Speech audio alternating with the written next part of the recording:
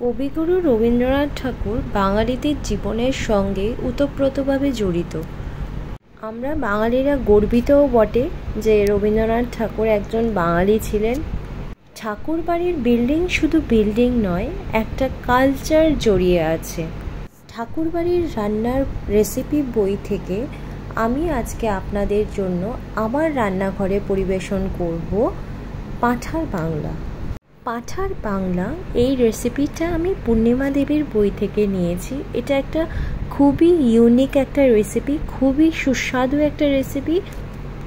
এই সুস্বাদু রান্নাটা আমরা গরম গরম লুচির সঙ্গে উপভোগ করেছিলাম।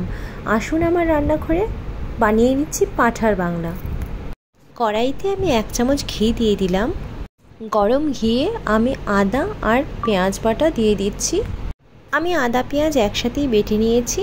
এবার দিয়ে দিচ্ছি টক দই পরিমাণ মতো, দিয়ে দিলাম কাশ্মীরি লাল লঙ্কার গুঁড়ো, হলুদ গুঁড়ো, আপনারা চাইলে ঝাল লঙ্কা গুঁড়ো দিতে পারেন। এবার দিয়ে দিচ্ছি ধনে গুঁড়ো। ধনে গুঁড়োটা একটু বেশি পরিমাণে দিতে হবে।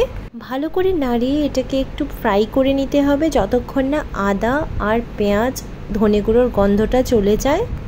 এইবার যখন মশলা থেকে তেল ছাড়তে শুরু করবে তখন চিনি দিয়ে দিতে হবে পরিমাণ মতো, সঙ্গে আমি নুন দিয়ে দিচ্ছি। পূর্ণিমা দেবীর বইয়ে চিনি মেনশন আছে, তাই চিনি আমি দিলাম। আপনারা যদি অথেন্টিকভাবে বানাতে চান তাহলে কিন্তু আপনারা চিনিটা স্কিপ করবেন না। এইবার আগে থেকে ধুয়ে রাখা পাঁঠার মাংসটা আমি দিয়ে দিলাম এবং মশলার সাথে ভালো করে মিশিয়ে নিচ্ছি একটু। মাটন নিজেই জল ছেড়েছে। আমি এখানে কাঁচা আলু কেটে ডুমো ডুমো করে দিয়ে দিলাম। কোনো সেদ্ধ করার দরকার নেই, কোনো আগে থেকে ভাজার দরকার নেই। আলু, মশলা এবং মাটন একটু ভালো করে মিশিয়ে নিতে হবে এবং 5 থেকে 7 মিনিট এটাকে জল ছাড়া এভাবেই ভাজতে দিতে হবে। 5 থেকে 7 মিনিট পর আমি এখানে জল অ্যাড করে দিচ্ছি। আপনারা চাইলে গরম জলও অ্যাড করতে পারেন। জলটা একটু বেশি পরিমাণে দিতে হবে, কেন কি মাটন সেদ্ধ হতে অনেকটা টাইম নেয় আর আমি প্রেসার কুকার ইউজ করছি না। ঢাকা চাপা দিয়ে দিলাম। 5 থেকে 10 মিনিট পর ঢাকা তুলে আমি ডুমো ডুমো করে কেটে রাখা কাঁচা পেঁয়াজ দিয়ে দিচ্ছি। ঠিক এইভাবেই ডুমো ডুমো করে কেটে দিতে হবে এবং পেঁয়াজটাকে আমি এখন পুরো ঝোলের সাথে ভালো করে মিক্স করে নিচ্ছি। ভালো করে মিক্স করে আমি এবার ঢাকা চাপা দিয়ে দিচ্ছি 45 মিনিটসের জন্য মিনিমাম।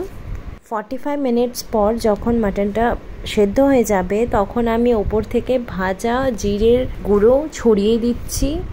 এবার জিরের গুঁড়ো ছড়িয়ে দেওয়ার পর ভালো করে মিক্স করে নিতে হবে এবং আবার 5 থেকে 10 মিনিটের জন্য রান্না করতে হবে। আমার রান্নাটা কমপ্লিট হয়ে গেছে, মাটন সেদ্ধ হয়ে গেছে। এইবার সার্ভিংয়ের পালা।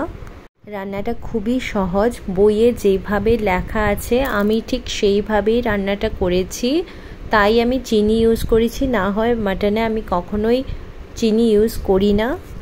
আপনারা এই রান্নাটা রুটি, পোলাও, নান, লুচি যে কোনো কিছুর সাথেই আপনারা উপভোগ করতে পারেন। খুবই সুস্বাদু একটা রান্না, অবশ্যই আপনারা বানাবেন এবং নিচে কমেন্ট করে আমাকে জানাবেন রান্নাটা কেমন হয়েছে। আমার তো খুব ভালো লেগেছে। আশা করি আপনাদের এই ভিডিওটা ভালো লেগেছে। যদি ভালো লেগে থাকে তাহলে আমার চ্যানেলটাকে সাবস্ক্রাইব করবেন। আপনাদের একটা সাবস্ক্রিপশন আমার মোটিভেশনে কাজ করে। একটা লাইক করবেন আর কমেন্ট করবেন, যাতে আমি আপনাদের কমেন্টগুলো দেখি, আমি বুঝি যে আপনাদের আমার রান্না ভালো লেগেছে। আমাদের বাঙালি সংস্কৃতিতে অনেক রান্নাই আছে যেগুলো আজকাল বলা যায় রান্না হয়ই না, হারিয়ে গেছে। এই রান্নাটাও অনেকটা হারিয়ে যাওয়া রান্নার মধ্যে একটা রান্না। আমি রান্নাটায় কোনো ঝাল ইউজ করিনি, আপনারা চাইলে রান্নাটায় ঝাল লঙ্কার গুঁড়ো দিয়ে করতে পারেন। আজ এই পর্যন্তই, দেখা হবে অন্য ভিডিওতে। টাটা।